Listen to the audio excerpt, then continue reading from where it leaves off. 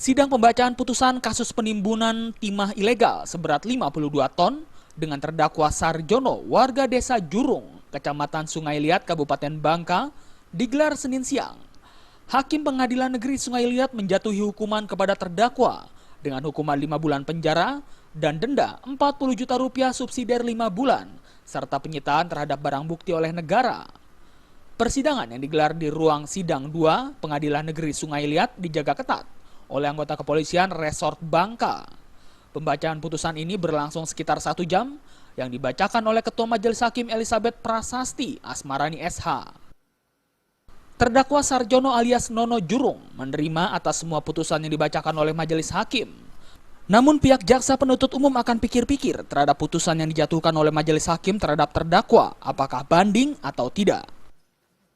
Putusan Majelis Hakim itu pada prinsipnya sama dengan tuntutan penuntut umum, namun yang berbeda adalah pada denda.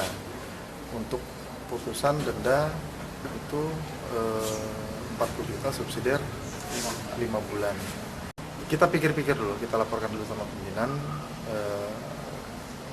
Kalau dalam hal ini ada pertimbangan untuk upaya hukum, namun dalam hal ini kemungkinan kita terima. Kemungkinan. Sebelumnya, Polres Bangka mengamankan sekitar 52 ton pasir timah murni yang masih basah dari rumah sekaligus gudang milik Sarjono alias Nono di desa Jurung. Dari Kabupaten Bangka, Bangka Belitung, Fadul Rozi melaporkan.